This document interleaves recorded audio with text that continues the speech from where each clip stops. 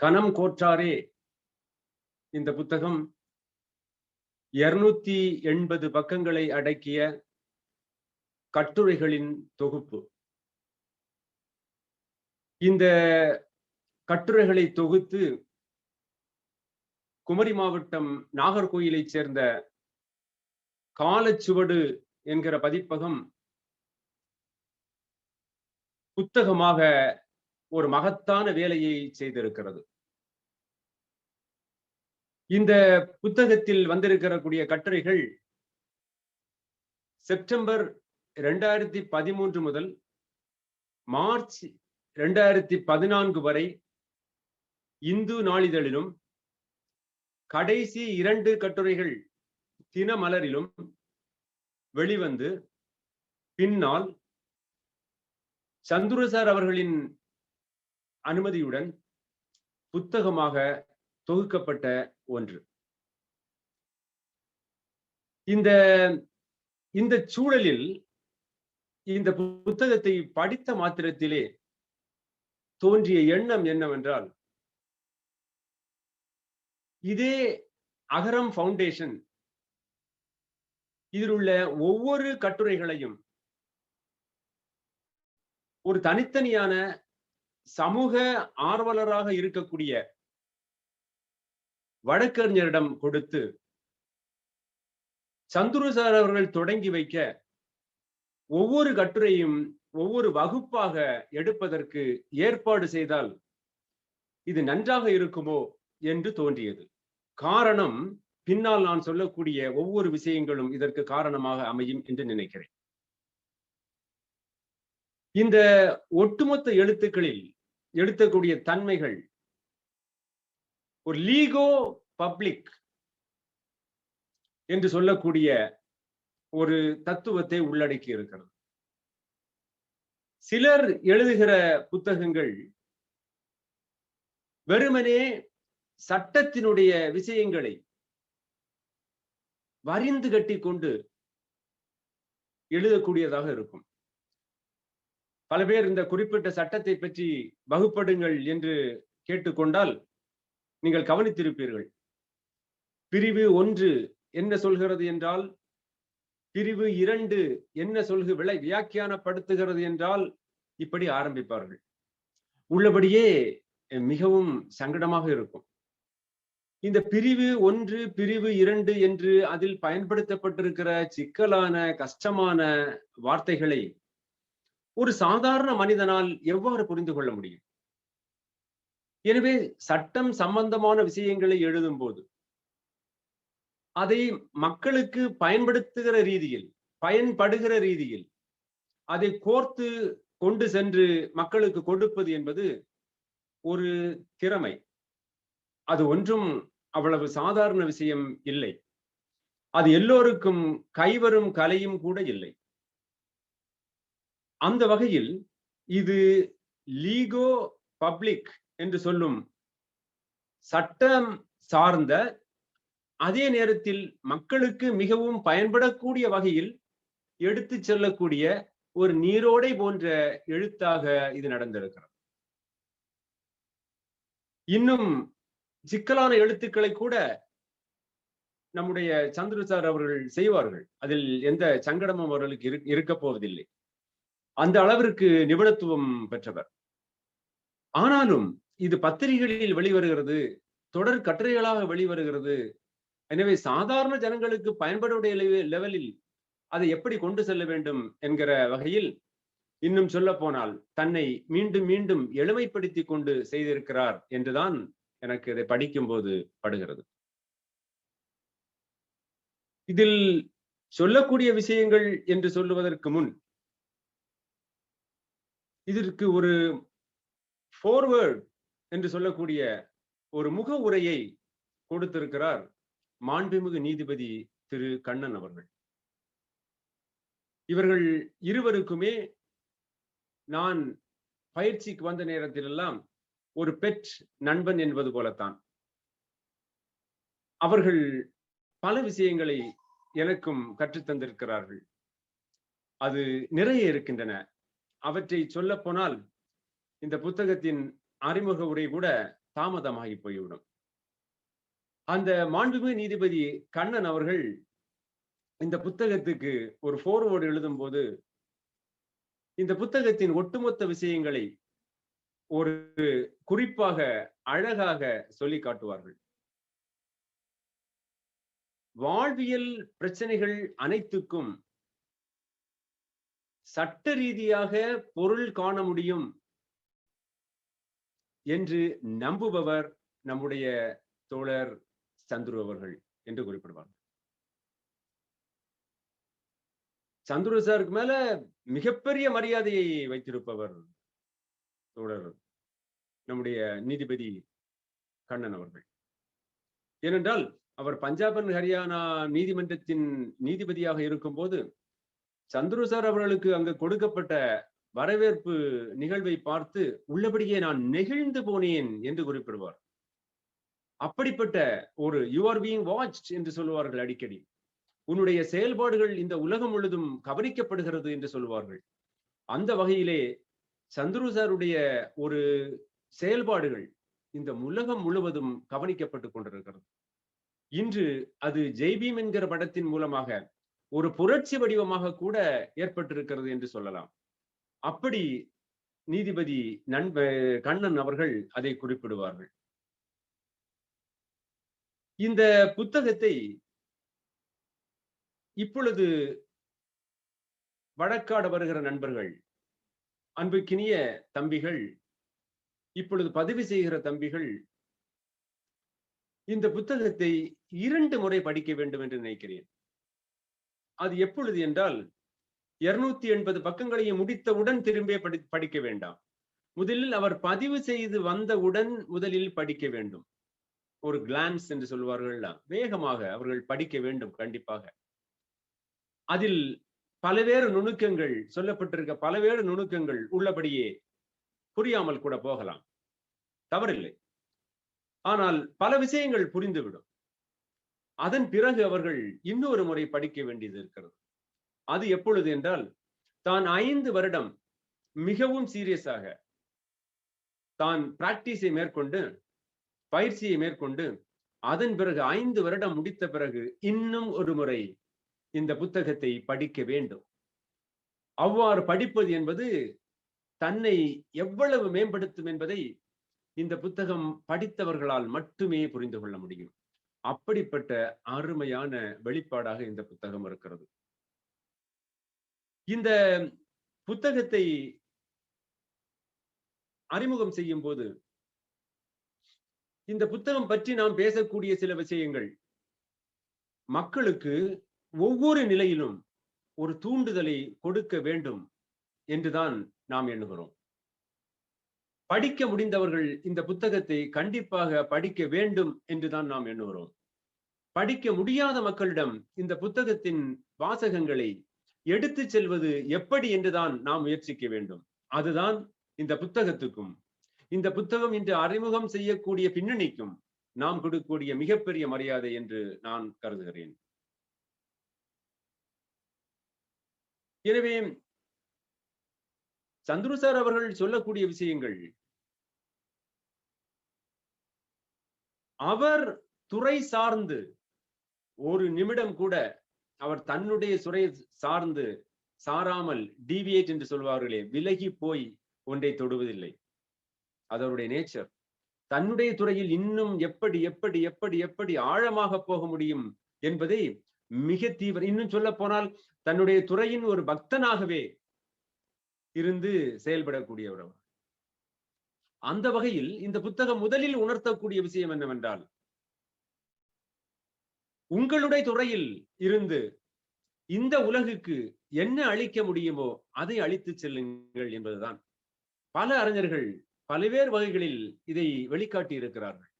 நீ இந்த சமூகத்திற்கு செய்ய வேண்டிய விஷயம் என்னவென்றால், இந்த சமூகம் உனக்கு அளித்த கொடையை இந்த சமூகத்துக்கு நீ பின்னால் அளிப்பது எப்படி, திருப்பி கொடுப்பது எப்படி என்றுதான் நீ யோசிக்க வேண்டும் என்று சொல்லுவார்கள்.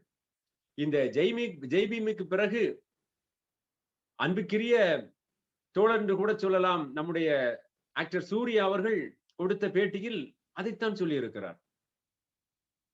எனக்கு மனநிறைவான வாழ்க்கையை இந்த இறைவன் கொடுத்திருக்கிறான். இந்த சமூகம் எனக்கு கொடுத்திருக்கிறது. என்னுடைய அப்பா, என்னுடைய அண்ணன், என்னுடைய தம்பி, என்னுடைய குழந்தைகள், என்னுடைய மனைவி, மக்கள் எல்லாம் எனக்கு சந்தோஷமான ஒரு வாழ்க்கையை கொடுத்திருக்கிறார்கள். எனவே இதை தாண்டி இன்று என்னுடைய 46வது வயதில் நான் இந்த சமூகத்திற்கு என்ன செய்ய வேண்டும் என்று யோசிப்பதுதான் என்னுடைய சரியான கடமையா இருக்கும். அந்த வகையில் தான் இந்த கதையை சொல்லும் போது சந்துரு சார் அவர்களிடம் அவருடைய பெயரை நான் பயன்படுத்திக் கொள்ளலாமா என்று கேட்டும்போது தாராளமாக என்று சொல்ல அனுமதியுடன் இந்த பெயரை பயன்படுத்தி அவர்கள் கதையையே இந்த படத்தில் ஒரு விஷயமாக செய்ய ஆரம்பித்தோம். இவர்கள் புரட்சிகரமான ஒரு படமாக வரும் என்று கூட நான் எண்ணி பார்க்கவில்லை. அருமையாக வந்திருக்கிறது என்று குறிப்பிட்டார்கள். இப்படி ஒவ்வொரு பேரும் அவரவருடைய துறையிலிருந்து இந்த சமூகத்திற்கு என்ன செய்ய வேண்டும் என்பதை பார்ப்பது மிகப்பெரிய கடமையாக இருக்கும் என்று இந்த புத்தகம் நமக்கு முழுமையான ஒரு கோடிட்டு காட்டுவதாக தெரிகிறது. சந்துரு சார் அவர்களை பொறுத்தவரையில் ஸ்ரீரங்கத்தில் பிறந்தவர்கள். இன்னும் சொல்ல போனால் அவர் கல்லூரி படிப்பிலே இருக்கும்போது தன்னுடைய தான் செய்த போராட்டங்களுக்காக கல்லூரியிலிருந்து நீக்கம் செய்யப்பட்டவர். சில நேரங்களில் நீக்கம் செய்வது கூட ஒரு பெருமைக்குரிய வரலாறாகத்தான் எழுதப்படுகிறது. என்ன காரணத்திற்காக நாம் நீக்கம் செய்யப்பட்டோம் என்பதுதான். இந்த மக்களுக்காக போராடுவதன் மூலம்தான் நான் பள்ளியிலிருந்து கல்லூரியிலிருந்து நீக்கம் செய்யப்படுகிறேன் என்றால் அதுதான் என்னுடைய பெருமையான விஷயம் என்று சொல்கிற அளவில் அவர் நீக்கம் செய்யப்பட்டார். தன்னுடைய கருத்துக்களை ஒளிவு மறைவின்றி நேரடியாக எந்த பூடகமும் இல்லாமல் சொல்லக்கூடிய பண்பாடு. இதை எங்களுடைய அனுபவங்களில் நாங்கள் பல நேரம் பார்த்திருக்கிறோம். அசோசியேஷன் என்று சொல்லக்கூடிய எங்களுடைய அசோசியேஷனில் பல நேரங்களில் அட்வொகேட்ஸ் அசோசியேஷனுடைய மீட்டிங் நடக்கும். அந்த நேரங்களில் நாம் ஒரு எமோஷனலாக, உணர்ச்சி மயமாக, ஒரு மாஸ் அப்பீலாக செய்து கொண்டிருக்கிற போராட்டங்களில் மீட்டிங் நடக்கும், கூட்டங்கள் நடக்கும்போது அவர் ஒரு முக்கியமான சைட்டேஷனோடு அந்த புத்தகத்தை எடுத்து கொண்டு வருவார். அந்த புத்தகத்தை வைத்து அங்கே அதனுடைய நியாயங்களை தெளிவுபடுத்துமாறு பேசுவார். அவ்வாறு செய்யும் போது பல வேளைகளில் பல வழக்கறிஞருடைய ஒரு எரிச்சலையும் ஒரு கண்டெம்ட் என்று சொல்லக்கூடிய மறு வார்த்தைகளையும் கண்டிப்பாக அவர் பெறுவார், தெரியும். என்றாலும் அவர் அது பற்றி சங்கடப்படுவதில்லை. இதுதான் நியாயம், நம்முடைய எமோஷனுக்கு நாம் உடனடியாக இடம் கொடுத்து விடக்கூடாது, இப்படித்தான் செய்வதுதான் நியாயம் என்பதை மிகவும் அழுத்தமாக சொல்லுவார். ஒரு நேரத்தில் அவர் பேசிய பேச்சுக்கு வழக்கறிஞரும் சத்தம் போட்டு உள்ளபடியே இதுதான் நியாயம், நான் கிளம்புகிறேன் என்று சொல்லி கூட அசோசியேஷன் விட்டு வெளியே கிளம்பு. எனவே தான் சொல்லக்கூடிய விஷயங்களை அழுத்தமாக, தெளிவாக, அது ஒரு நீதிபதிகளுக்கு எதிராக இருந்தாலும் சரி, வழக்கறிஞர்களுக்கு எதிராகவும் சரி, இந்த சமூகத்திற்கு எதிராக இருந்தாலும் சரி, அதிகாரிகளுக்கு எதிராக இருந்தாலும் சரி, ஏன் முதலமைச்சருக்கே எதிராக இருந்தாலும் கூட தான் சொல்லக்கூடிய விஷயங்களை தெளிவாக சொல்லிக் கூடக்கூடிய ஒரு ஆற்றல் படைத்தவர் சந்துரு சார். அது இந்த ஒவ்வொரு கட்டுரையிலும் நாம் பார்க்கலாம், ஒவ்வொரு கட்டுரையிலும் பார்க்கலாம். அது மக்களுக்காக ஒரு வகையில் இலக்கிய நயம் படைத்ததாகவும் ஒரு நீரோடை போல் ஒழுகுவதாகவும் எளிமைப்படுத்தப்பட்டிருக்கிறதே ஒழிய அதனுடைய கட் அண்ட் ரைட் என்று சொல்லக்கூடிய அந்த தெளிவான தமிழ் புலமையும் சரி, தெளிவான சட்ட புலமையும் சரி அங்கே வெளிப்படுகிறது.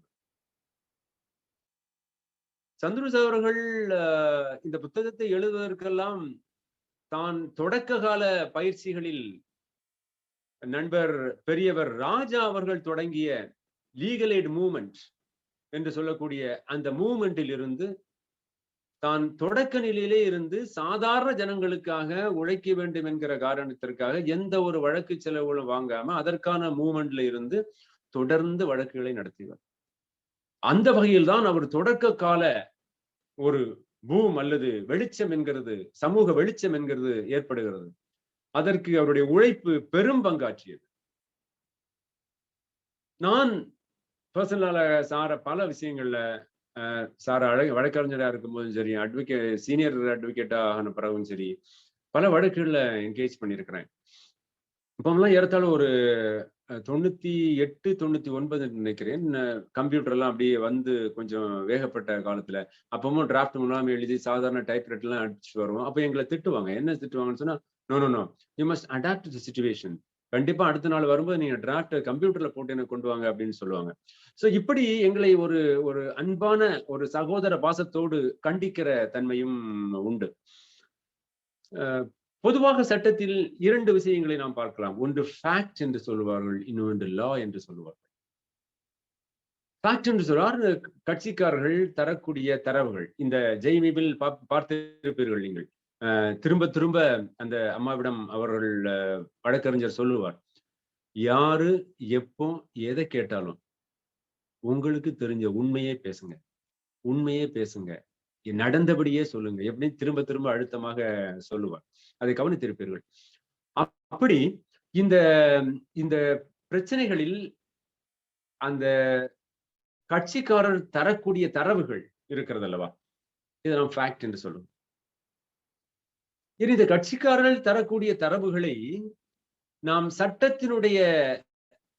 சட்டங்களுக்குள் ஃப்ரேம் எப்படி அதை ஒட்டி பார்ப்பது என்பதில் ஒரு நிபுணத்துவம் இருக்கிறது. இல்லங்க, இந்த வழக்கு போட முடியாது. உங்களுக்கு எவ்வளவோ பிரச்சனை தான். ஆனா இந்த வழக்க கண்டிப்பா தாக்கல் பண்ண முடியாது என்று அதை பல வழக்கறிஞர்கள் தள்ளிவிடுகிறார்கள். ஆனால் மூத்த வழக்கறிஞர் என்.டி. வானமாமலை போல தோழர் சந்துரு அவர்களும் மக்களுடைய பிரச்சனைகள் இருக்கிறதா? மக்களுக்கு கண்ணீர் வடியக்கூடிய பிரச்சனைகள் இருக்கிறதா? அதை கண்டிப்பாக அதற்கு சட்டத்தில் தீர்வு இருக்கிறது என்பதை மிகப்பெரிய நம்பிக்கை கொண்டு தேடக்கூடியவர். அதனுடைய ரிசர்ச் அஸ்பெக்ட் என்று சொல்லக்கூடிய அதற்குள்ளே இறங்கக்கூடியவர். எனவே ஒரு ஃபேக்ட் என்று சொல்லக்கூடிய இந்த மக்கள் அல்லது கட்சிக்காரர்கள் கொடுக்கக்கூடிய தரவுகளையும் தான் படிக்கக்கூடிய அதை சார்ந்து படிக்கக்கூடிய சட்ட பொறுப்பிலும் மிகவும் தீவிரம் காட்டக்கூடிய ஒரு வழக்கறிஞராக இருந்து செயல்பட்டவர். அது இரண்டிலும் அவருக்கு நிகர் அவர்தான். ஆனால் ஒரு விஷயம், நீதிமன்றத்தில் வழக்காடும் போது எந்த வழக்கிற்கு இதில் எந்த விஷயத்தை முன்னிறுத்த வேண்டும் என்பதில் மிகவும் டாக்ட்ஃபுல் என்று சொல்லக்கூடிய ஒரு ஒரு நிபுணத்துவம் பெற்றவராக செயல்படுவார். நான் சென்று சாரை என்கேஜ் பண்ண ஒரு வழக்குல பாத்தீங்கன்னா நிறைய ஃபேக்ட்ஸ், ஏகப்பட்ட ஃபேக்ட்ஸ் அதுல இருக்குது. அது something related to reference of the case to the industrial tribunal. நிறைய கேஸ்கள் இருக்கு, நிறைய ஃபேக்ட்ஸ் இருக்குது, தரவுகள் நிறைய இருக்குது. இப்ப நம்ம என்ன எதிர்பார்க்கிறோம்னா, இது ஒண்ணொன்னா சொல்லி சார் போவாங்கன்னு எதிர்பார்ப்போம். இது உங்களுக்கு சீனியர்ஸ் பேசும்போது எங்களுக்கு ரொம்ப ரொம்ப அதை ஆழ்ந்து கேட்கணும்னு ஒரு ஆசை தோணும்.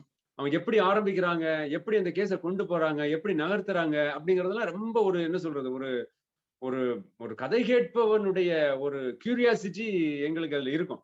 அந்த சட்டத்தின் மூலம் எப்படி நகர்த்துகிறார்கள் என்று பார்க்கக்கூடிய விஷயம். அந்த வழக்குல பாத்தீங்கன்னா முதல்ல சார் எந்த ஃபேக்டரியும் பேசவே இல்லை. நேரடியா அது சம்பந்தமான சுப்ரீம் கோர்ட் ஜட்ஜ்மெண்ட் என்ன சொல்கிறதோ அதை சொல்லிவிட்டு பிறகு ஃபேக்டரிக்கு வந்தாங்க.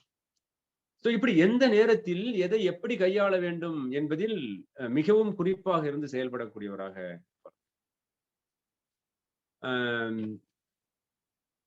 96,000 வழக்குகளை தான் நீதிபதியாக இருந்து டிஸ்போஸ் பண்ணியிருக்கிறாங்க, தீர்வு கண்டிருக்கிறாங்க அப்படின்னா இது ஒண்ணும் சாதாரண விஷயம் இல்லை. அவர்கள் நீதிபதியாக இருந்த ஏறத்தாழ ஒரு 7 ஆண்டு காலத்துல இந்த நீதிமன்றத்தினுடைய நாட்கள் எத்தனை என்று எல்லாம் நீங்க குறிப்பா நீங்க பாத்தீங்கன்னா தெரியும். குறைந்தபட்சம் ஒரு நாள் ஆவரேஜாக 75 வழக்குகள் தீர்வு காணப்பட்டிருக்கிறது. என்ன சாதாரண விஷயமா? அது சாத்தியப்படுறது எப்படி அப்படின்னா, அவங்களுடைய சேம்பர்லயும் பல நாளுக்கு அவங்கள சந்திக்கிறதுக்காக போவோம். பல பேர்பட்ட பிரச்சனைகளை பேசுறதுக்காக, சந்திக்கிறதுக்காக போவோம். எங்களுக்கு ரொம்ப ஒரு தோழமை உணர்வோடும், மற்ற உணர்வோடும், சமூக உணர்வோடும் போவோம். ரொம்ப சாதாரணமா என்டர்டெயின் பண்ணி பேசுவாங்க. அந்த இதெல்லாம் ஒன்றும் பெரிய இதெல்லாம் இருக்காது. அதுல நீங்க முக்கியமா பார்க்கக்கூடிய விஷயம் என்ன அப்படின்னா, சேம்பருக்கு போன உடனே தான் ஒரு லுங்கியை கட்டிக்கிட்டு சேம்பருக்கு உள்ள இந்த வழக்குகள் கட்டுகளை எல்லாமே அவங்க சேம்பருக்கு கொண்டு வர வச்சு, எந்த சுப்ரீம் கோர்ட் ஜட்ஜ்மெண்டோட எந்த வழக்கு பொருந்தி வருது அப்படிங்கிறத கோர்வைப்படுத்துற வேலைய தானே கீழே உட்கார்ந்து செஞ்சுட்டு இருப்பாங்க. இதெல்லாம் சம்திங் ரிமார்க்கபிள். இதெல்லாம் யாராலையும் அப்படியெல்லாம் அவ்வளவு எளிமையா பண்ணிட முடியாது. தான் தான் நீதிமன்றத்திற்கு போகும்போது அந்த மெய்ஸ் என்கிற கோல், செங்கோலை ஏந்தி சொல்லக்கூடிய அதெல்லாம் வேண்டாம் என்று தீர்க்கமாகவே தெளிவுபடுத்தியவர்கள், முடியாக்கியவர்கள். அது ஒரு பெரிய விஷயமே இல்லை, தேவையில்லை என்று விட்டவர்கள். அவரே சாதாரண வழக்கறிஞராக சென்று நீதிமன்றத்தில் மேலே அமர்வார். இப்படி அது செய்கின்ற ஒவ்வொரு விஷயங்களும் ஒரு ஒரு புரட்சிகரமாகவே இருக்கும். அது யாரும் எதிர்பார்க்காத, அது நீதிமன்ற நடைமுறையிலே இல்லாத ஒரு விஷயமாக இருக்கும். ஏனென்று கேட்டால் அவர்கள் சரியான நியாயம் இருக்கும். அந்த போக்குகள் எனக்கு தேவையில்லை என்று சொல்லுவார்கள். இப்படி பலவேறு விஷயங்கள் சொல்லிக்கொண்டே போகலாம். இன்று புத்தகத்திற்கு போகாத அளவிற்கு கூட நாம் சொல்லிக்கொண்டே போகலாம். அந்த அளவிற்கு பல விஷயங்களை செய்திருக்கிறார்கள். அவர்கள் முத்தாய்ப்பாக அவர்கள் இந்த புத்தகத்தை பற்றியே அவர்கள் சொன்ன ஒரு விஷயத்தை நான் இந்த 7 ஆண்டு காலத்தில் எந்த அளவிற்கு கருத்து சுதந்திரத்தை நிலைநாட்ட முடியுமோ அதை செய்திருக்கிறேன் என்று சொல்லியிருப்பார். அந்த கருத்து சுதந்திரத்துக்கான ஒரு போராட்டம் தான் பல்வேறு வடிவங்களில், பல்வேறு வார்த்தைகளில், பல்வேறு கட்டுரைகளில், பல்வேறு தலைப்புகளில் இந்த புத்தகத்தில் வெளிவந்திருக்கிறது. அதைத்தான் நாம் புரிந்து கொள்ள வேண்டும். சக மனிதனுக்கு, நண்பனுக்கு, தோழனுக்கு, மக்களுக்கு, கடைக்கோடியில் இருக்கிறவனுக்கு, இன்னும் ஆடை என்கிற நாகரிகத்தையே தான் தெரிந்து கொள்ளாத ஒரு அர்த்தத்துக்கு உட்பட்டிருப்பவனுக்கு தான் எப்படி இந்த கருத்து சுதந்திரத்தை கொண்டு செல்லலாம் என்பதுதான் இந்த புத்தகத்தின் ஒட்டுமொத்த வடிவத்தின் சுருக்கமாக இருக்கிறது என்று நாம் சொல்லலாம். அந்த புத்தகம் வெளிவந்த காலகட்டத்தில் இருக்கக்கூடிய எல்லா அப்டேஷன், அந்த நேரடியான தரவுகள்ல இருந்து, ஃபேக்ட்ல இருந்து, அன்னைக்கு இருக்கக்கூடிய சுப்ரீம் கோர்ட் ஜட்ஜ்மெண்ட் வரைக்கும் மிகவும் தெளிவாக அங்க வரையறுக்கப்பட்டிருக்கும். இந்த புத்தகத்துல அவருடைய திங்கிங் பேட்டர்ன், இந்த கட்டுரையில் அவருடைய திங்கிங் பேட்டர்ன் நீங்க பாத்தீங்க அப்படின்னு சொன்னா, ஒரு லேட்டரல் திங்கிங் என்று சொல்வது போல இருக்கும். லேட்டரல் திங்கிங் அப்படின்னு சொன்னா, ஒரு மனிதன் தான் யோசிப்பதை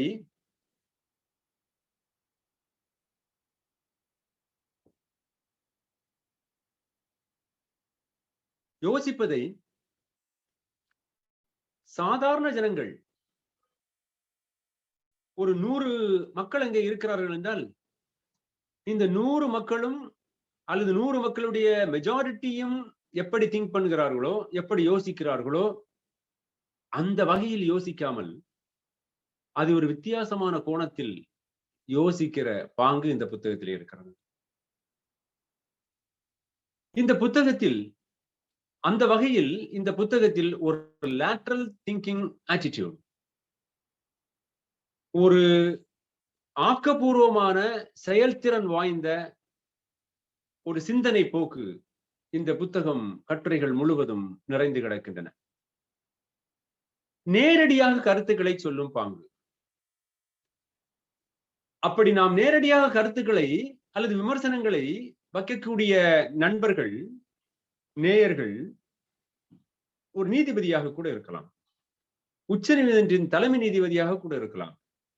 ஆனால் அதை அவர் யோசிப்பதில்லை, யோசிக்க வேண்டிய தேவை இல்லை என்று சொல்கிறார். ஏனென்றால் இந்த நீதிமன்றமும் சரி, மற்ற அரசாங்கமும் சரி, ஏன் இந்த வழக்கறிஞர்களும் கூட எல்லோருமே இந்த சமூகத்திற்காக பணி செய்பவர்கள். இந்த சமூகத்திற்காக பணி செய்வதற்கு இந்திய அரசியலமைப்பு சட்டமும் அதிலே கொடுக்கப்பட்டுள்ள டைரக்டிவ் பிரின்சிபிள்ஸ் என்று சொல்லக்கூடிய வழிகாட்டு நெறிமுறைகளும் செவ்வனே விளங்கப்பட்டிருக்கிறது. எனவே அவ்வாறுதான் இந்த போக்குகள் இருக்க வேண்டுமே ஒழிய அது எந்த வகையில் மாறுபட்டாலும் அதை சுட்டிக்காட்டுவதற்கு சக மனிதனுக்கு முழு உரிமை உண்டு என்று சொல்லுகிறார். புத்தகம் முழுவதும் முழு உரிமை உண்டு என்று சொல்லுகிறார். அது ஒரு நீதிபதியாக இருந்தாலும் ஒரு வழக்கறிஞராக இருந்தாலும் அதற்கு விதிவிலக்கு இல்லை. அதை அவர்களும் நாம் விதிவிலக்கு உள்ளவர்கள் என்பது போல் யோசிக்க வேண்டாம். தான் உயர்ந்தவர்கள், மக்களை விட உயர்ந்தவர்களோ சட்டத்தின் விட உயர்ந்தவர்களோ யாரும் இல்லை என்பதுதான் இந்த கட்டுரைகளின் அடிநாதமாக தெரிகிறது.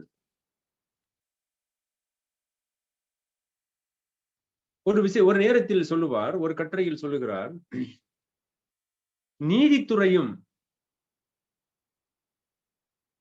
வழக்கறிஞர்களும் பொதுவாக அதிக விமர்சனத்திற்கு உட்படுத்தப்படாதவர்களாக இருக்கிறார்கள். காரணம் என்னவென்றால் மக்களுக்கு அவர்கள் மேல் அல்லது அதன் மேல் இருக்கக்கூடிய ஒரு அச்ச உணர்வே காரணம் என்று சொல்லுகிறார். ஒரு அடேஜ் என்று சொல்லக்கூடிய ஒரு சொல்லடை உண்டு, உங்களுக்கு தெரியும். தயவு செய்து நீதிபதிகளையோ வழக்கறிஞர்களையோ பர்சனல் ஆட்டிடியூட் என்று சொல்லக்கூடிய அவர்கள் தனிநபர் விமர்சனங்களாக செய்யாதீர்கள். அதை சட்டம் அனுமதிக்கவில்லை. அது டிஃபமேஷன் என்று சொல்லக்கூடிய அளவிற்கு இழுத்து செல்லலாம். ஆனால் அவர்கள் இந்த சமூகத்துக்காக செயல்பாடுகளில் இறங்கும் போது அங்கே அவர்கள் விமர்சனம் செய்யுங்கள், விமர்சனம் செய்யக்கூடிய கடமைப்பாடு உங்களுக்கு இருக்கிறது என்று தெளிவுபடுத்துகிறார். அதான் மார்க்ஸ் ஒரு வார்த்தையில் சொல்லுவார் அல்லவா, மனிதனுடைய பிரச்சனைகள் எங்கெங்கெல்லாம் இருக்கிறதோ அங்கெங்கெல்லாம் நான் தலையிட கடமைப்பட்டிருக்கிறேன் என்று சொல்லுவார். அது போன்ற வாசகங்களை இந்த புத்தகம் முழுவதும் பல இடங்களில் இட்டு சென்றிருக்கிறார்கள். ஆரோக்கியமான விமர்சனங்களை எப்பொழுதும் நாம் ஏற்றுக்கொள்ள வேண்டும் என்று சொல்கிறார். பொய் சாட்சி சொல்வது என்பதை பற்றி ஒரு இடத்தில் குறிப்பிடும் போது சொல்லுவார், இது சத்தியம், நான் சொல்லுவதெல்லாம் உண்மை, உண்மையை தவிர வேறொன்றும் இல்லை என்று பைபிள், நம்முடைய கீதை, குரான் போன்றவற்றையெல்லாம் சத்தியம் செய்துதான் அவர்கள் சாட்சிகள் சொல்கிறார்கள். எனவே இந்த சத்தியங்களை வாங்கிக் கொண்டு சாட்சிகள் சொல்வது என்பது அவர்களுக்கு ஒரு பயத்தை ஏற்படுத்துவதற்காக அல்ல. அதை தெளிவுபட புரிந்து கொள்ள வேண்டும் என்பதை தெளிவுபடுத்துகிறார் இந்த புத்தகத்தில். பயத்தை ஏற்படுத்துவதற்காக அல்ல. பின்னாளில் அவர்கள் சொல்லக்கூடிய பிரச்சனைகள், சாட்சி சொல்லக்கூடிய பிரச்சனைகள் தவறு என்று பட்டால் அவர்கள் மீது நீங்கள் பொய் சாட்சி சொல்லி இருக்கிறீர்கள் என்று குற்றவியல் நடைமுறைகள் சட்டத்தின் மேல், அவர்கள் மேல், சாட்சிய சட்டத்தின் மேல் அவர்கள் மேல் தான் குற்றப்படுத்த முடியும் என்று குறிப்பிட்டு சொல்லியிருக்கிறார்கள். எனவே சாட்சிகள், பொய் சாட்சி என்ற ஒரு படத்தில் பார்த்திருக்கிறீர்கள் அல்லவா? எனவே சாட்சிகளை சொல்வது என்பது ஒரு சாதாரண விஷயம் அல்ல. அதுவும் இந்த சட்டத்தின் பல கூறுகளை கொண்டுதான் இயங்கிக் கொண்டிருக்கிறது. எனவே அதை ஒரு எளிமைப்படுத்தப்பட்ட விஷயமாக, நீ சாட்சி வாரியா நான் வரேன், நீ வாரியா நான் வரேன், அப்படி சாதாரண நிகழ்வாக அதை எடுத்துக்கொள்ளக்கூடியது. மாண்புமிகு நீதிபதிகள் குற்றங்கள் நடந்த இடங்களை சென்று பார்வையிட முடியாது, சென்ற நிகழ்வுகளை அப்பொழுது யோசிக்க முடியாது, என்றோ நடந்த நிகழ்வுகளாக இருக்கலாம். எனவே அவற்றின் உண்மைகளை நாம் சாட்சி சொல்லக்கூடியவர்கள் தெளிவாக சொல்லக்கூடிய கடமைப்பாடு அவர்களுக்கு இருக்கிறது. இதை எளிமையான நிகழ்வாக நீங்க எடுத்துக்கொள்ளக்கூடாது. அது பின்னாட்களில் ஒரு தண்டனைக்குரிய குற்றமாக கூட மாறலாம் என்று அந்த விஷயங்களை அற்புதமாக எடுத்து சொல்லுகிறார்கள்.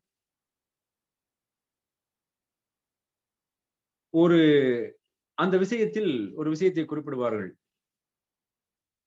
இரண்டாம் உலகப் போர் காலகட்டத்தில் இந்த புத்தகத்தை அறிமுகப்படுத்துவதன் மூலம் இந்த புத்தகத்தை ஒவ்வொரு நண்பர்களும் வாசிக்க வேண்டும் என்ற தூண்டுதல்களை கொடுப்பதுதான் என்னுடைய அறிமுக உரை என்று நினைக்கிறேன்.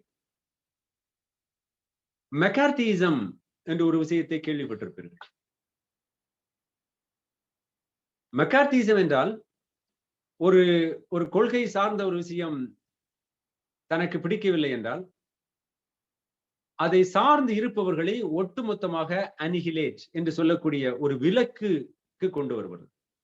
இரண்டாம் உலகப் போர் காலகட்டத்தில் அமெரிக்காவில் உள்துறை செயலாளராக செயல்பட்டவர் தான் ஜோசப் மெக்கார்த்தி என்பவர். இவர் தனக்குள்ளே ஒரு தெளிவான முடிவுக்கு வந்து விட்டார். இங்கே இந்த நாட்டில் யார் கம்யூனிஸ்டுகளாக இருந்தாலும், இந்த குரூப்பில் யார் கம்யூனிஸ்டுகளாக இருந்தாலும் அவர்களை இங்கே நான் வைப்பதில்லை. எனவே கம்யூனிஸ்டுகள் என்று சொல்லுபவர்கள் உங்களை டிக்ளேர் செய்து கொள்ளுங்கள், நான் கம்யூனிஸ்ட் என்று படிவத்தை கொடுத்து வாங்குகிறார், எழுதி வாங்குகிறார். அப்பொழுது ஒன்றிரண்டு பேர் எழுதி கொடுத்தார்கள், அவர் நீக்கப்பட்டார். பலர் இல்லை என்று சொன்னார்கள். எனவே இல்லை என்று சொன்னவர்கள் நீங்கள் பொய் தகவல் கொடுக்கிறீர்கள், பொய் சாட்சி சொல்லுகிறீர்கள் என்று அவர்களும் நீக்கப்பட்டார். இன்னும் ஒரு குரூப் இருக்கிறது. அந்த குரூப் சொல்லவில்லை, அதுவும் சொல்லவில்லை, இதுவும் சொல்லவில்லை, அமைதியாக இருக்கிறது. எனவே நீங்கள் அமைதியாக இருக்கிறீர்கள், எனவே நீங்கள் கம்யூனிஸ்ட் தான் என்று ஊகப்படுத்துகிறேன் என்று சொல்லி அவர்களும் நீக்கப்பட்டார்.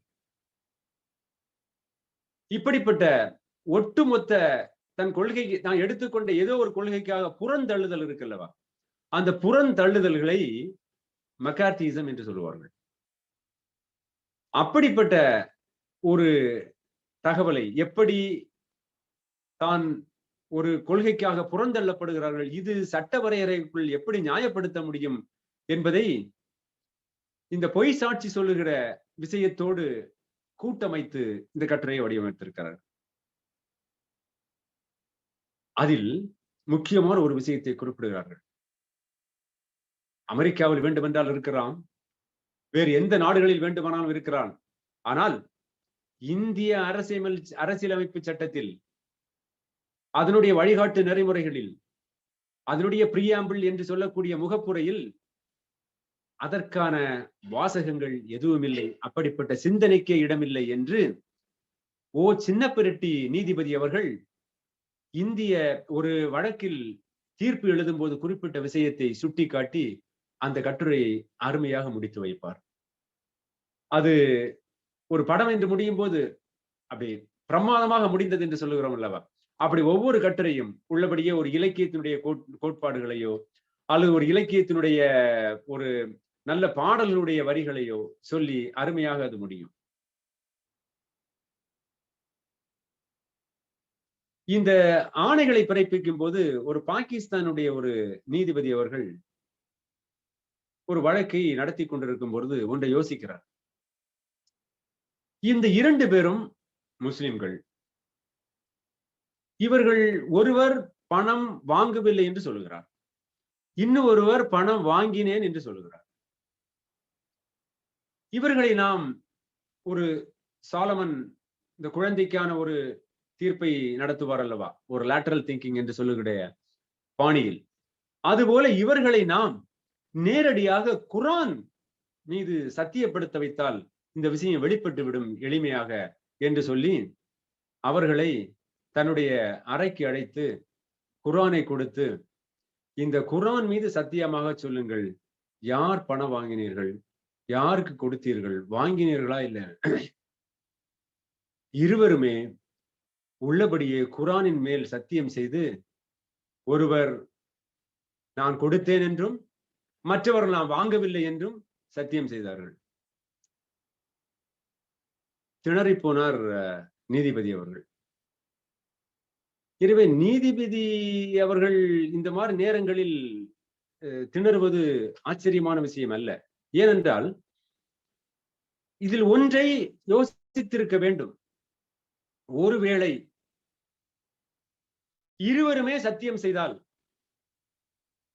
சில இந்த ஆக்கப்பூர்வமான சிந்தனைகளை செய்யும் போது, லேட்டரல் திங்கிங் விஷயங்கள் எல்லாம் செய்யும் போது நாம் சில கேள்விகளை நமக்குள்ளே கேட்டுக்கொள்ள வேண்டும். இருவருமே நான் சொல்லுவதுதான் சரி என்று சத்தியம் செய்தால் அது எப்படி நாம் முடிவுக்கு கொண்டு வர முடியும் என்பதையும் யோசிக்க வேண்டும். ஒரு விஷயத்தில் நேரடியாக நீங்க கேள்வியை கேட்பீர்கள் என்றால் அதற்கு எஸ் ஆர் நோ என்று விடை கிடைக்கும். இப்ப எஸ் என்று கேள்வி கிடைத்தால், ஆம் என்று கேள்வி கிடைத்தால் நாம் அதை எப்படி ஹேண்டில் பண்ண போகிறோம், நோ என்று விடை கிடைத்தால் அது எப்படி நாம் எதிர்கொள்ள போகிறோம் என்கிற இரண்டுக்கும் உங்களிடம் பதில் இருந்தால் அந்த கேள்வியை நீங்கள் கேட்கலாம். இல்லை என்றால் அந்த கேள்வியை கேட்காமலே அதை நகர்த்தி செல்வதுதான் புத்திசாலித்தனம். இந்த எப்படியெல்லாம் பொய் சாட்சி சொல்கிறார் என்பதை அந்த கட்டுரையை முடிக்கும் போது வேதநாயகம் பிள்ளை என்று ஒரு ஏறத்தாழ 100 வருடங்களுக்கு முன்னால் நம்முடைய தாத்தா, கொள்ளு தாத்தா ஒரு முனிசிஃபாக இருந்தார். அவர் சொல்லக்கூடிய ஒரு விஷயத்தை சுட்டிக்காட்டி அதை முடித்து வைப்பார். நீதிமன்றம் என்பதை ஒரு பயம் கலந்த ஒரு புனித திதுவத்திற்கு நீங்கள் உட்படுத்தாதீர்கள் என்கிறதை சொல்லி காட்டுகிறார். நீதிமன்றம் என்பதை ஒரு பயம் கலந்த புனிதம் சார்ந்தது என்று உட்படுத்தார்கள். அது மக்களுக்கானது, மக்கள் சார்ந்தது. நீதிபதிகள் மக்களுக்கானவர்கள், அவ்வளவு மரியாதைக்குரியவர்கள் என்று நீங்கள் யோசிக்க வேண்டிய கடமைப்பாடு இருக்கிறதே அழகாக சொல்லுவார். அண்டப்புரட்டன் அந்த வாதி, அகிலாண்ட புரட்டன் அப்பன் அவன் பிரதிவாதி. அண்டப்புரட்டன் அந்த வாதி, அகிலாண்ட புரட்டன் அப்பன் அந்த பிரதிவாதி. சண்ட பிரசண்டன் நியாயவாதி, சண்ட பிரசண்டன் நியாயவாதி நாளும் சகஸ்திர புலுகன் சாட்சிக்காரன் எனும் கியாதி. சகஸ்திர புலுகன் சாட்சிக்காரன் எனும் கியாதி என்று சொல்லுவார். இது வேதநாயகம் பிள்ளை அவர்கள் வழக்கறிஞர்கள் எவ்வாறு ஃபீஸ் வாங்குகிறார்கள் என்பது போன்ற விஷயங்களை எல்லாம் நிறைய பேசி இருக்கிறார். இப்படி யதார்த்த நிலைகளை சுட்டிக்காட்டி தைரியமாக தெளிவாக வைக்கக்கூடிய ஒரு பாணி அவருக்கு மட்டுமே விதித்தானது. இது எல்லோராலும் அவ்வளவு தைரியமாக கூட அந்த விஷயங்களை கையாளுவது என்பது மிகவும் சிரமமான விஷயம். இன்னும் ஒரு கட்டுரையில் நீங்கள் பார்க்கலாம்.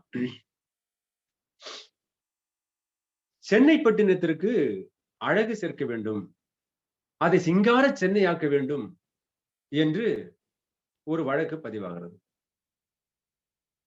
அந்த வழக்கு பதிவாகும் போது அங்குள்ள மீனவர்கள் வாழ்ந்து கொண்டிருக்கிற குடிசைகள், மீனவருடைய தோணிகள், வலைகள், இது எல்லாவற்றையும் அப்புறப்படுத்த வேண்டும். அப்புறப்படுத்திதான் அந்த பகுதியை சுத்தம் செய்து ஒரு சிங்கார சென்னையாக மாற்ற வேண்டும் என்ற வாதம் அங்கே வருகிறது. பொதுவாக மக்களுக்கு ஒரு எண்ணம் உண்டு, தன் வீடு சுத்தமாக இருக்க வேண்டும் என்றால் அது எங்கோ என்றோ தான் நிலை கொண்ட ஒரு 5 ஸ்டார் ஹோட்டலை யோசித்து பார்த்து கொள்வார்கள். அதுபோல் தன் வீடு சுத்தமாக இருக்க வேண்டும்.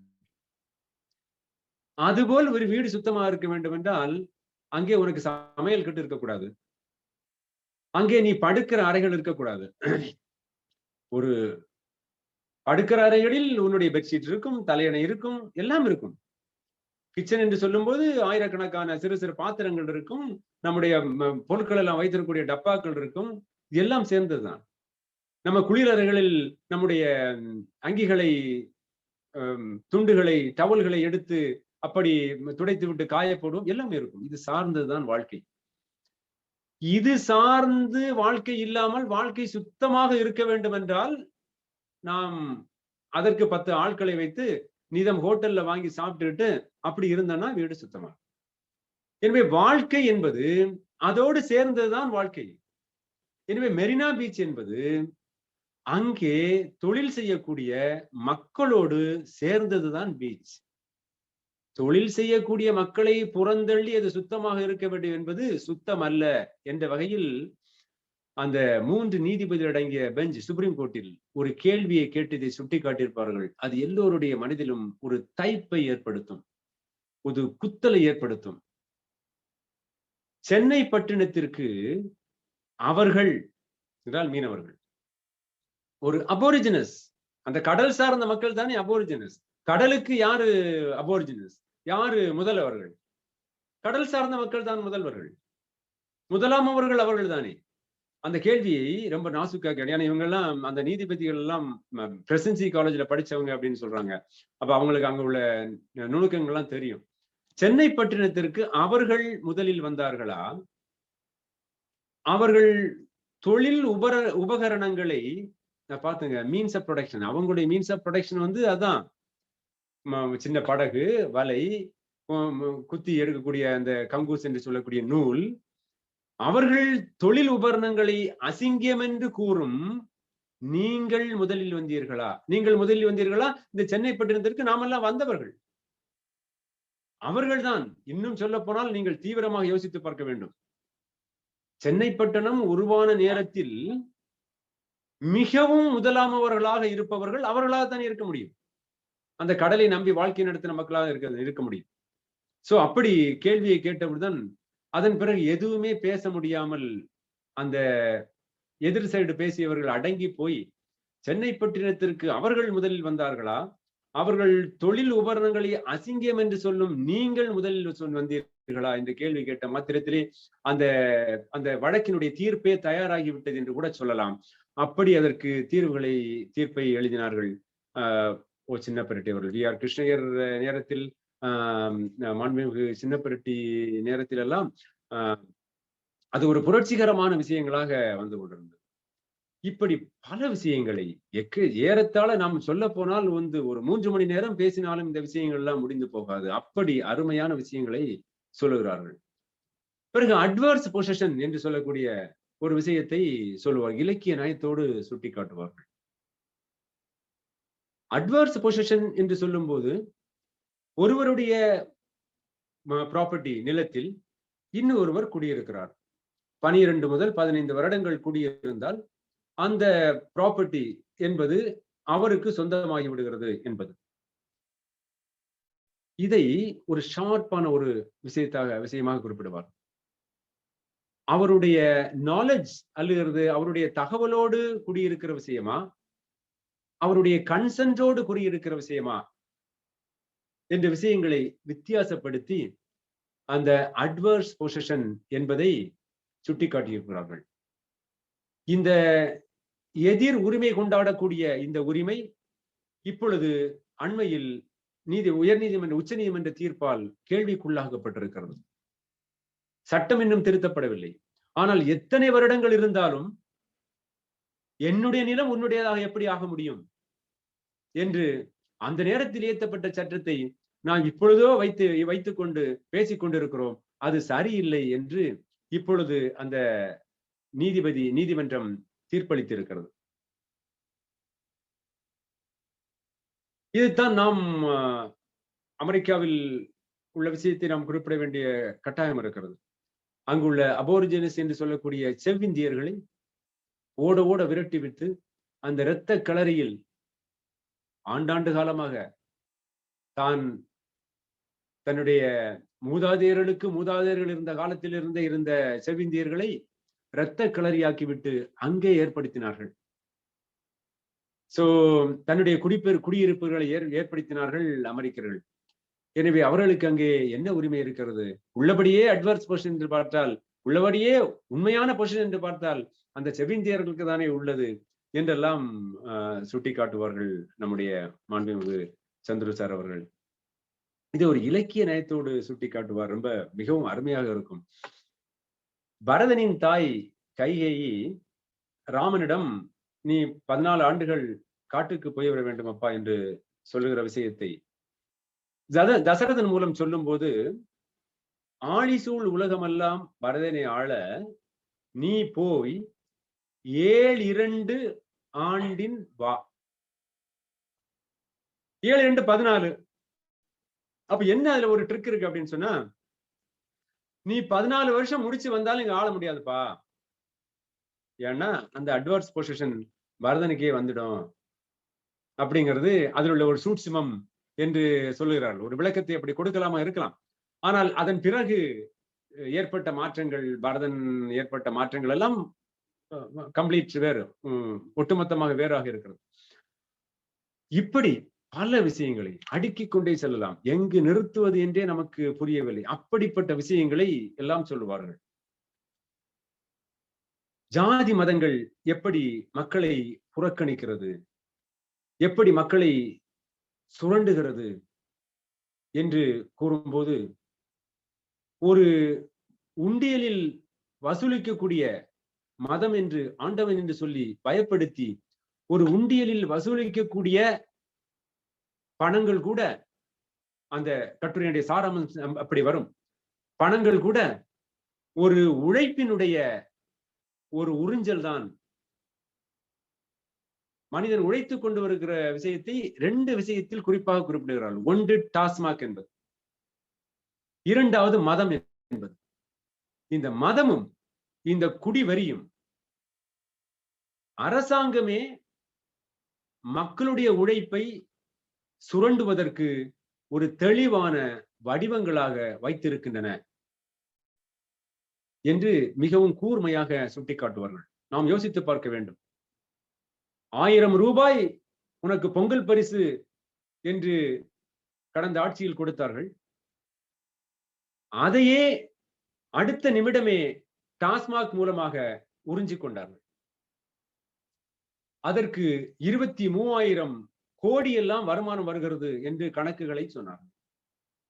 சோ இப்படிப்பட்ட வகையிலே நாம் பார்க்கும்போது என்ன செய்வது என்று யோசித்து பார்க்க வேண்டும். இது ஒரு வகையான ஒரு ஆதரைஸ்ட் லீகல் சுரண்டல் என்றுதான் சொல்ல வேண்டும். உழைக்கும் மக்களை சுரண்டக்கூடிய ஒரு கட்டமைப்பு என்றுதான் சொல்ல வேண்டும், வேறு ஒன்றுமில்லை. அப்படித்தான் இந்த விஷயங்களை சுட்டிக்காட்டுகிறார்கள். அந்த கட்டுரை கூட கடைசியாக வள்ளலாருடைய கொட்டேஷனோட முடியும். சாதியும் மதமும் சமயமும் பொய் என ஆதியில் உணர்த்திய அருட்பெரும் ஜோதி என்று வள்ளலாருடைய ஒரு வாசகத்தோடு அந்த கட்டுரை முடியும். இப்படி பல அடிப்படைகளை, 1 2 அல்ல, சொல்லிக்கொண்டே போகலாம், இன்றெல்லாம் சொல்லிக்கொண்டே போகலாம். அந்த அளவிற்கு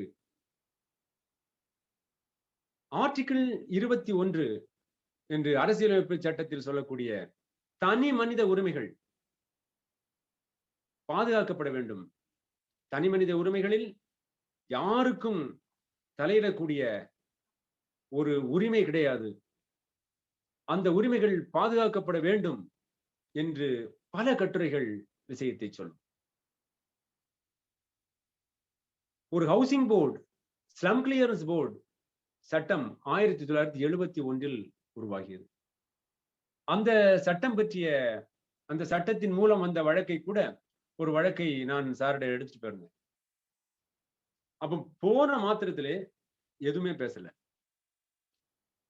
1984 சுப்ரீம் கோர்ட் ஏஐஆர்ல எப்படி சொல்லியிருக்கு அப்படின்னு சொன்னா, எப்படி தீர்ப்பு வழங்கி இருக்கு அப்படின்னு சொன்னா, ஏழையின் சிரிப்பில் இறைவனை காண்போம் என்பதுதான் அந்த சட்டத்தினுடைய மோட்டோ, ஆளும் குறிக்கோளாக இருக்கிறது.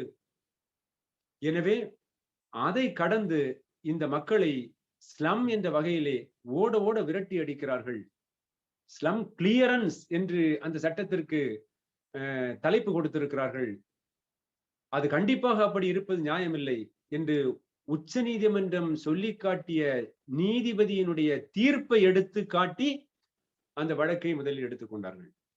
ஏன் அப்படி செய்கிறார்கள்? அது எங்களுக்கும் ஒரு படிப்பனையாக இருக்க வேண்டும் என்ற வகையிலே அந்த தீர்ப்பை சுட்டிக்காட்டி, இந்த வழக்கை உயர்நீதிமன்றத்தில் பேசும் போதும் இந்த தீர்ப்பை சுட்டிக்காட்டிதான் பிறகு உள்ள தரவுகளை சொல்லி பேசினார்கள். அப்படி இந்த ஸ்லம் கிளியரன்ஸ் போர்டு ஆக்ட் எப்படி மக்களை, சாதாரண ஜனங்களை ஓட ஓட விரட்டியது, அதனுடைய எய்ம் என்று சொல்லக்கூடிய ஒரு தலையாய கடனை அது காப்பாற்றியதா என்று கேட்டால் அது இல்லை என்ற ஒரு முடிவை சொல்லுவார்கள். வழக்கறிஞர்கள் பொதுவாக தன்னுடைய கருப்பு அங்கிகளோடு வெளியில் கோஷம் போடுவது, தன்னுடைய இயக்கங்களுக்காக பாடுபடுவது என்பதெல்லாம் கூடாது என்று சொல்லுவார்கள். இது வழக்கறிஞர்களுக்கு கொஞ்சம் கஷ்டமாக கூட இருக்கலாம். ஆனால் மிகப்பெரிய எத்திக்கல் வயலேஷன் அது என்று குறிப்பிடுவார்கள். சில நேரங்களில் ஒரு எள்ளலாக கூட பல விஷயங்களை குறிப்பிட்டு சொல்லுவார்கள்.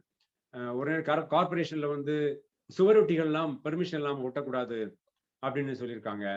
அப்ப சுவரொட்டிகள் எல்லாம் பெர்மிஷன் ஒட்டக்கூடாது அப்படின்னு சொன்னா, அப்போ அந்த கார்பரேஷன்ல பெர்மிஷன் வாங்கி அந்த சீல் குத்தப்பட்ட சுவரொட்டிகளை மட்டுமே செய்ய வேண்டும் என்று சொல்லி கார்பரேஷனுடைய அதிகாரிகளும் சிப்பந்திகளும் எல்லா சுவரொட்டிகளையும் கிழித்து எறிந்தார்கள் என்று சொல்லுவார்கள். அதை கொஞ்சம் எள்ளலாக ஒரு நையாண்டியாக கூட சொல்லுவார்கள்.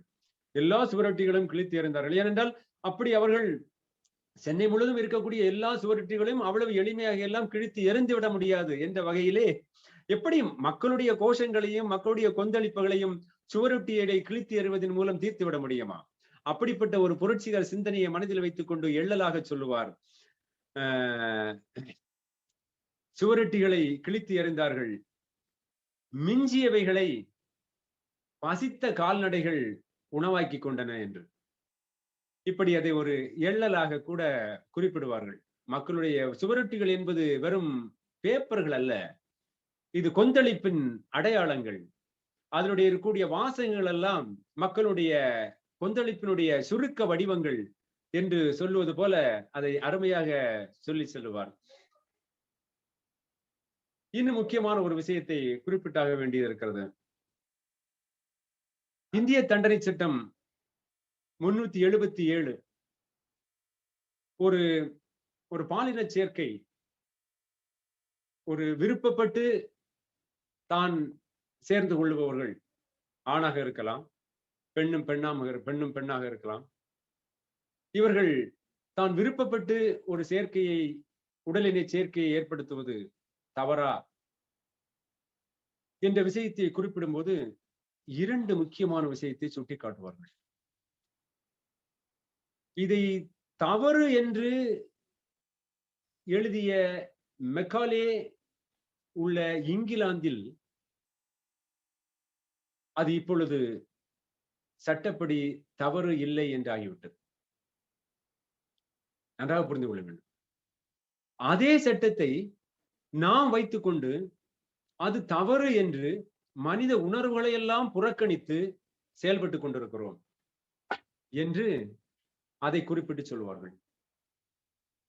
இந்த இந்த விஷயத்தில் தான் ஒன்றை குறிப்பிடுவார்கள், தீர்ப்புகளை விமர்சனம் செய்யுங்கள் என்பதை சுட்டிக்காட்டுவார்கள். அந்த வகையில் தான் நாம் இந்த ஜெய்பீம் படத்தை கூட பார்க்க வேண்டி இருக்கிறது என்று நான் யோசித்தேன் இதை படிக்கும் போது. இந்த ஜெய்பீம் படத்தை கூட எப்படி நாம் பார்க்க வேண்டியது இருக்கிறால், தனியொருவனுக்கு உணவில்லை எனில் இந்த ஜகத்தினை அழித்திடுவோம் என்று குறிப்பிட்டான் அல்லவா? அதுதான் இந்த விஷயத்தில் உள்ளடக்கி இருக்கக்கூடிய விஷயமாக நான் பார்க்கிறேன். இந்த நூலில் அப்படித்தான் அந்த விஷயங்கள் எக்கோ ஆகின்றன. ஏனென்றால் யோசித்து பாருங்கள், ஒரு உணவின்றி ஒரு மனிதன் இருக்கிறான் என்றால் அது ஒரு மனிதனாக இருக்கட்டும், அவனுக்கும் கூட இந்த அரசியல் அமைப்பு சட்டத்தினுடைய அனைத்து உறுப்புகளும், அனைத்து ஷரத்துக்களும் பொருந்தும். ஏன் குழந்தைகளுக்காக வழக்காடக்கூடிய நாம், குழந்தைகளுக்காக எல்லோரும் சேர்ந்து வக்காலத்து போட்டது போல நின்று வழக்காடுகிறோம்? ஏன்? குழந்தைகளுக்கு இந்த சட்டங்களை எடுத்துச் சொல்லக்கூடிய தன்மைகள் இருக்காது, அதை எடுத்துச் சொல்லக்கூடிய வாய்ப்புகள் இருக்காது. எனவே அவர்களுக்காக வெறும் வழக்கறிஞர்கள் மட்டுமல்ல, தனியான வழக்கறிஞர்கள் மட்டுமல்ல, நீதிமன்றங்களும் நீதிபதிகளும் எல்லோரும் சேர்ந்து வழக்காடக்கூடிய ஒரு தன்மைகள் இருக்கின்றன அல்லவா? அவர்கள் நலனை பாதிக்கப்பட்டுவிடக் கூடாது என்பதற்கு. அதுபோலத்தான் இந்த இவர்களுடைய வழக்கும், அதுபோலத்தான் இந்த ஜெய்பீமில் பேசக்கூடிய வழக்கும். மைனாரிட்டிஸ் என்று சொல்லக்கூடிய ஒரு விஷயம் கிடையவே கிடையாது. அரசியலமைப்பு சட்டத்தின் முன் மைனாரிட்டிஸ் என்று சொல்லக்கூடிய அவர்கள் குறைந்தபட்ச ஆட்கள், எனவே அவர்களுக்கு உணர்ச்சி இருக்க வேண்டாம் என்று சொல்லுவது அது சரியான முடிவு இல்லை என்பதை சுட்டிக்காட்டுகிறார்கள்.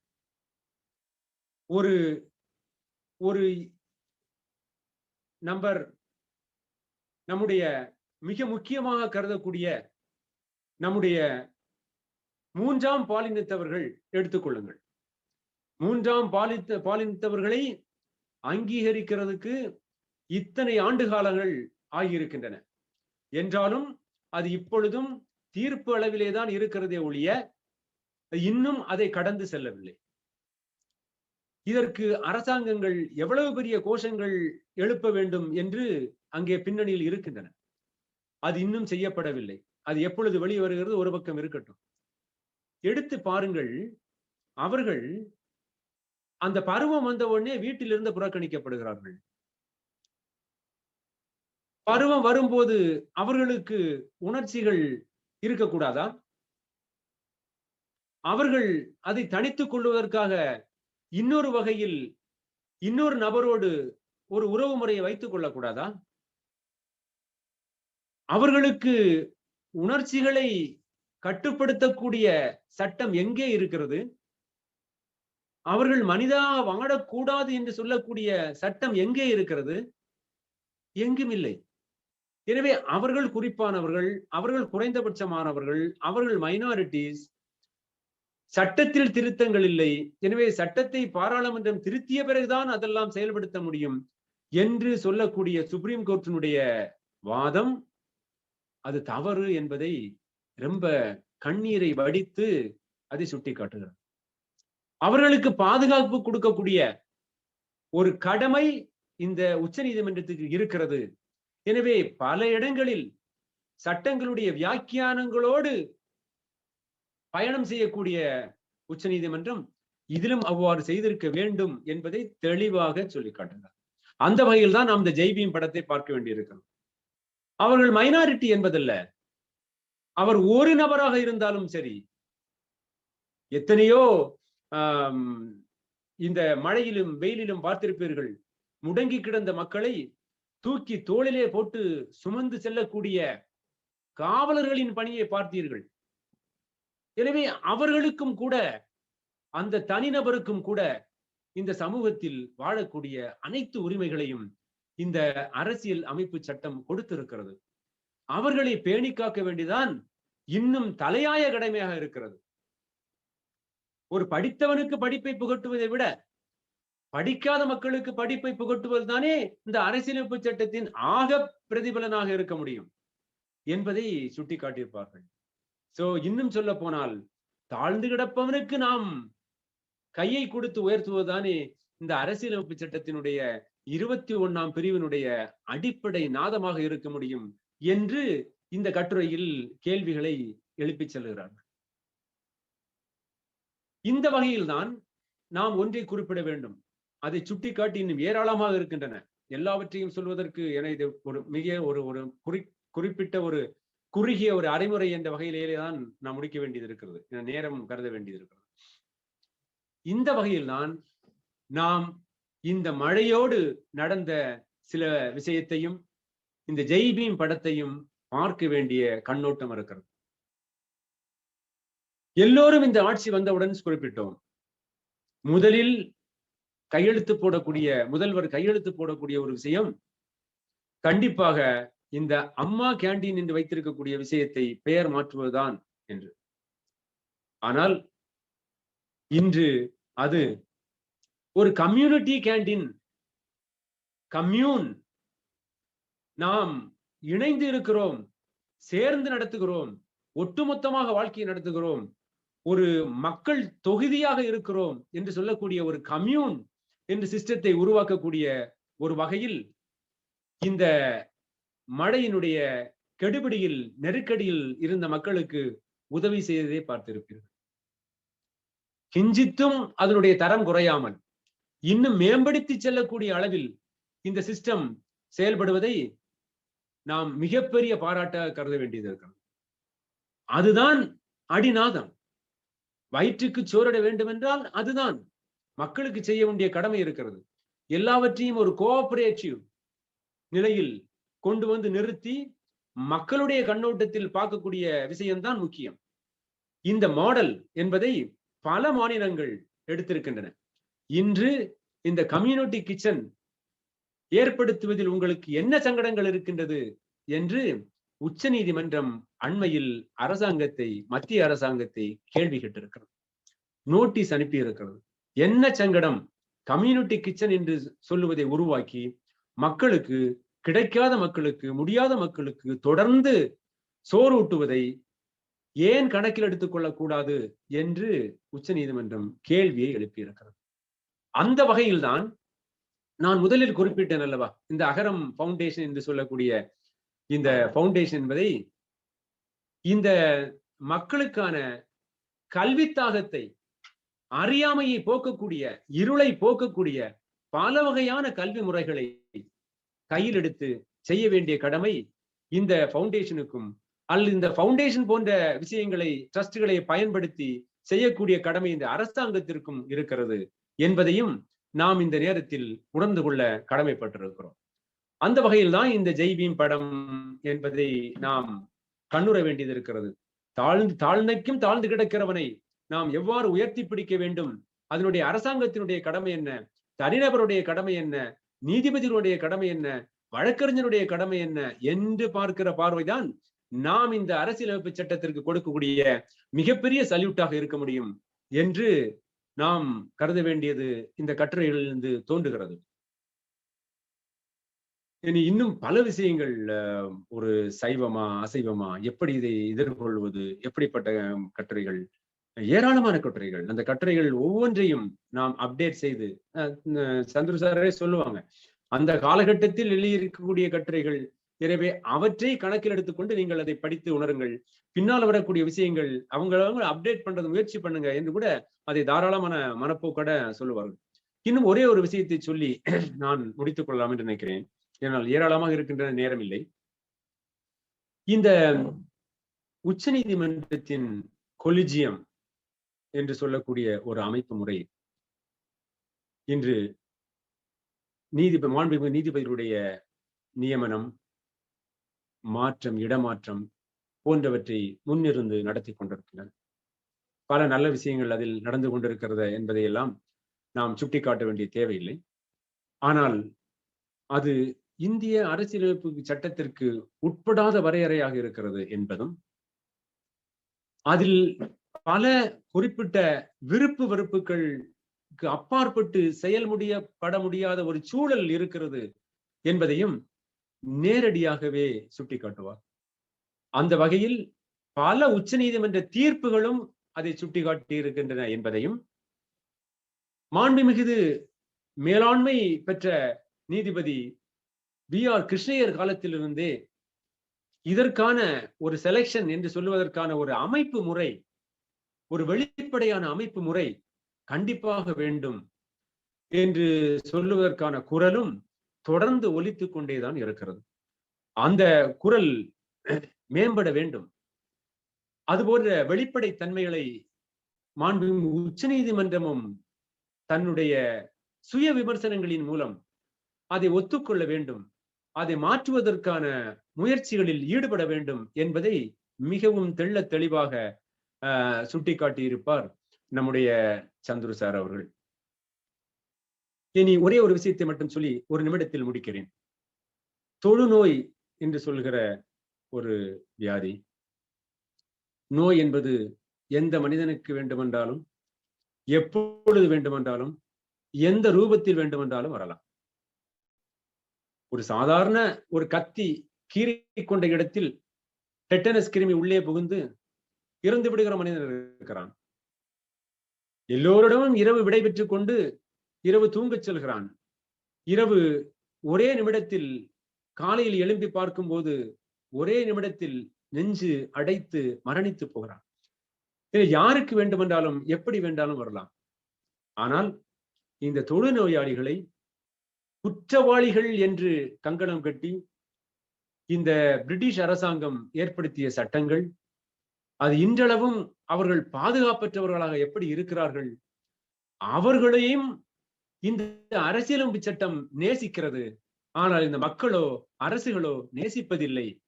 இந்த வகையில் ஒவ்வொரு தாழ்த்தப்பட்டவனுடைய ஒரு குரலையும் ஒலிக்கக்கூடிய மிகப்பெரிய வடிவங்களான கட்டுரைகளாக தொகுதி 1 முழுவதும் காணலாம். 2வது தொகுதியில் சிறிய சிறிய அளவிலான கட்டுரைகள், சின்ன சின்ன பிரச்சனைகளை எடுத்து பல பெரிய பிரச்சனைகளை கூட சிறிய சிறிய அளவில் மக்களுக்கு சொல்லுவதாக வந்திருக்கின்றன. இந்த வகையில் காலம் கடந்து கொண்டிருப்பதால் என்னுடைய உரையை முடித்துக் கொள்கிறேன்.